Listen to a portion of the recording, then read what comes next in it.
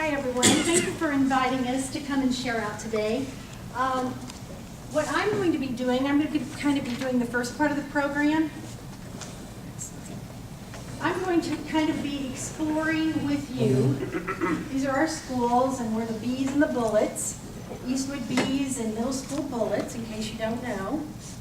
I'm going to be exploring with you 21st century citizenship. And then we're going to be kind of just exploring the different traits of it and kind of share what we are doing at our district to prepare our students to become 21st century citizens. And then, like Mr. Moore said, we're going to kind of end with our CASA program. So this is a quote from Dr. Seuss. I think it's so appropriate for today. How many of you know that, oh, the great places you'll go? Many people give that book if they are graduating to a student. It's just a book that you give to students or to loved ones that they're starting a new journey. Well, we are really starting a new journey, preparing our students to be 21st century citizens. You're off to great places. Today is your day. Your mountain is waiting, so get on your way. We have a lot of mountains in education, but I have to tell you, this is one of the most exciting times. And we just keep, going over. I call them like almost little hurdles, but we just keep pushing forward, and great things are happening in our schools, and we're on our way. Okay, this is the definition of 21st century citizen. I'm not going to read it to you, but I just wanted to kind of talk about some buzzwords. Local, national, global events, trends in information, acting safely. This is all built around what we want our students to be doing. Responsibly, ethically, in online forums, 21st century learning skills, productive participation in the democratic process. We must act now deliberately and purposefully to empower all students to participate fully as citizens. Okay, so this is a nice diagram, kind of tells us that our 21st century citizens, they need to be informed, engaged, and active in their communities. They need to be competent in global and digital and civic literacy.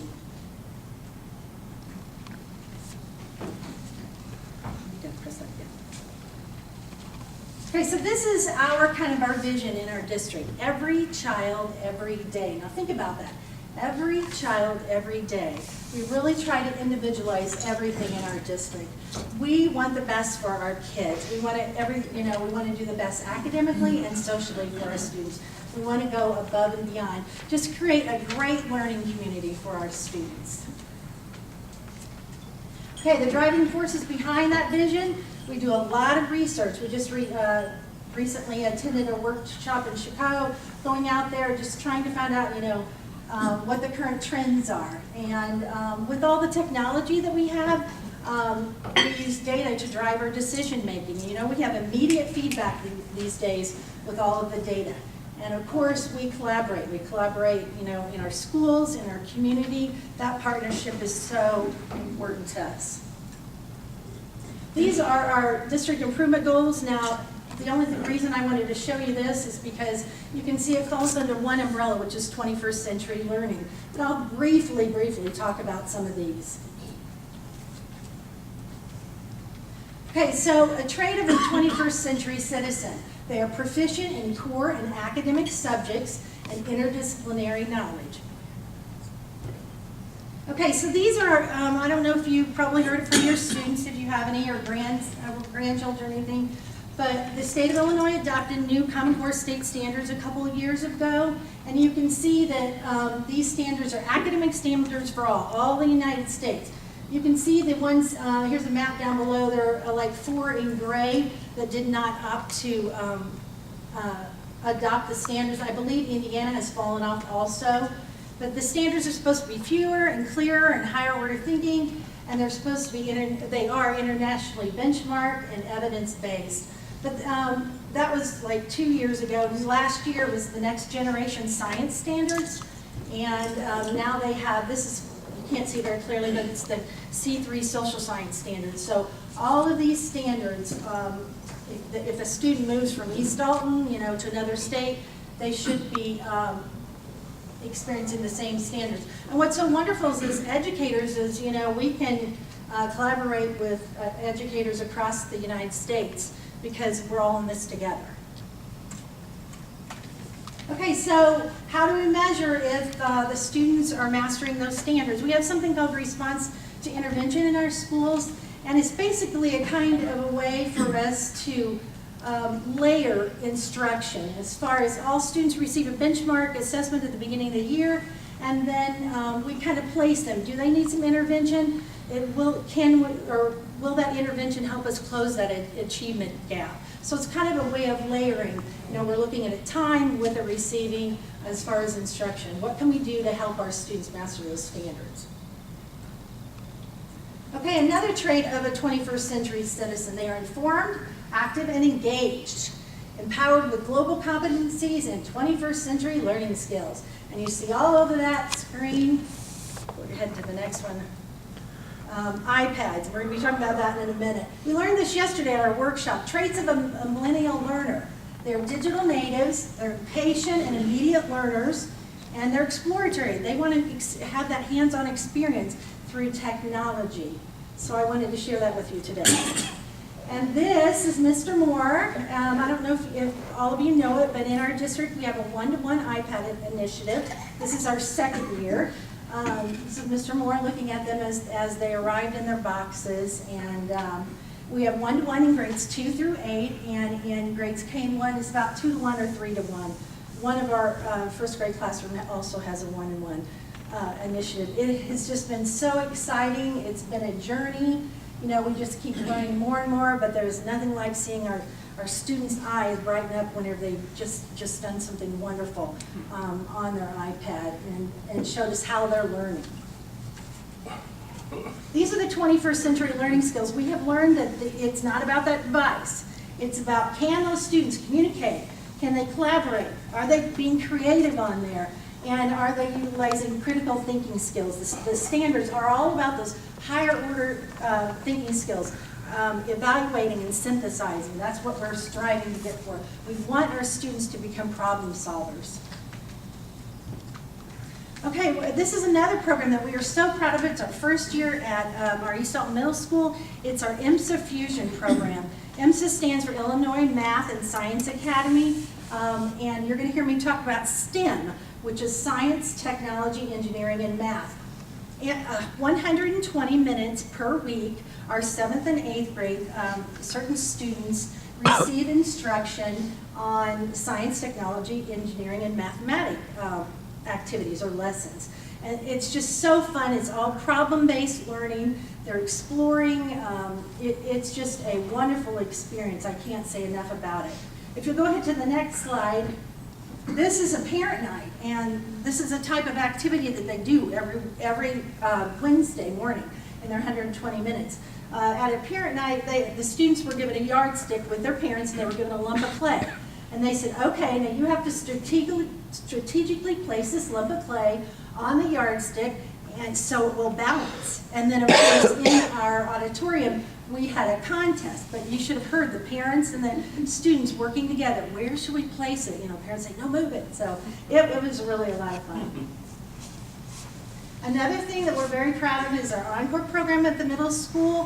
One of the traits of a 21st century citizen, they are fluent in multiple languages. Now, I would say that our students, you know, in 6th through 8th grade, they do not become fluent, but we do a great job of exposing them to any type of language that they would like to learn. We utilize our technology, and we utilize Rosetta Stone to do that. So they are on a quarterly rotation. They would receive foreign language, tech and creative writing, and music. Okay, the next trait of a 21st century citizen is the digital citizenship. In the digital world, students are capable of participating safely, intelligently, productively, and responsibly. They understand the rights and responsibilities of being online. So this is the program that we utilize for that. It's a free resource for all community members. It's called commonsense.org.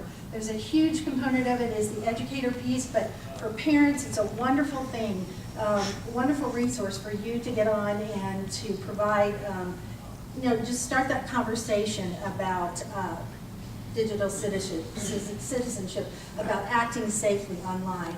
And as we always say at our school, it's about good teaching. It's about those teacher-to-student conversations. We want our students to be able to tell us, hey, I need to ask my mom to get that app because I don't know if it's safe for me. She needs to check out the reviews. We want them verbalizing that, not us just telling them. Or we want them also to be able to say, oh, this is a good source. I know it's a valid source, versus just pulling up anything.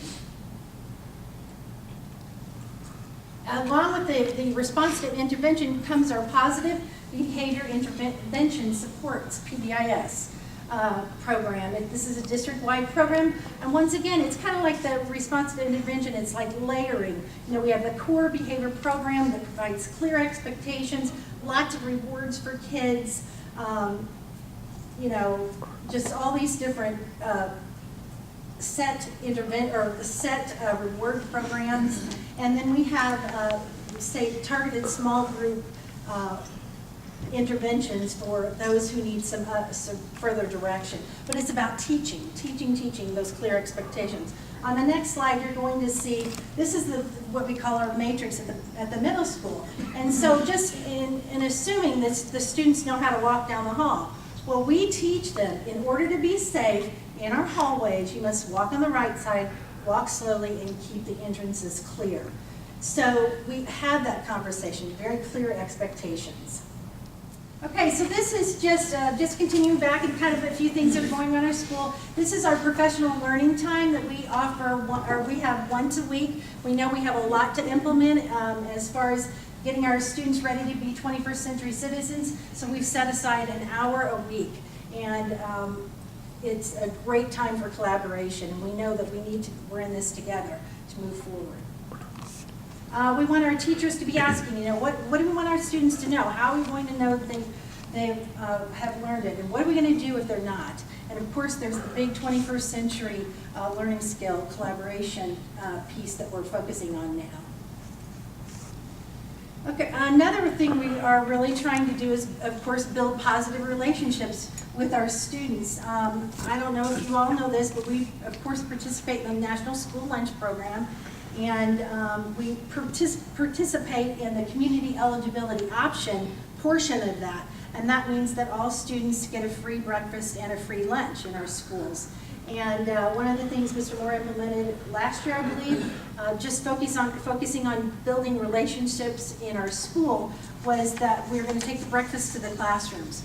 So in the morning, the kids come in and eat breakfast, and they just are building that relationship with the teacher. The teacher can take a minute, see how their day was, or how their day's going, maybe offer them some support if they had a bad morning at home. It's just really a great program. Just wanted to acknowledge all of our honors and incentive programs. One of the things I'm most proud of is our 110% award. I have to give the credit to Mr. Moore again. He started this at our monthly board meetings. We recognize students from Eastwood and the middle school, and it's those students who've gone above and beyond, 110% award. They receive a plaque, their parents come, they get all dressed up, board members come out and greet them. It's just a wonderful experience to honor those students. They get their picture. The pictures are displayed on our digital monitors in our hallways. Okay, so let's switch to our community outreach programs. We have a wonderful partnership with the Chestnut Health. Chestnut Health comes in and they will do health and wellness programs for 4th, 6th, and 8th graders. The First United Methodist Church right across the school are wonderful to us, and they offer our students Big Wednesday tutoring program. As Mr. Moore said, we have a great relationship with the fire and the police department, and we want to thank them. This is a picture of the kids in the smokehouse, and we also will possibly be sending students out to some of your businesses for our job shadow day that's coming up. Okay, I'm going to turn it over to wonderful Sandy Wilson. Sandy we're going to kind of change what Mr. Moore said. Our agenda was change gears and talk about our CASA program.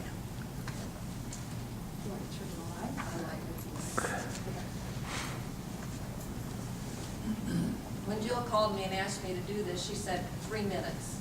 So I would try to do 3 minutes, but it's hard to put something that started 20 years ago into 3 minutes. But in 1994-95, a lady by the name of Betty Cole, who was the curriculum coordinator at that time, wrote a grant for the school district.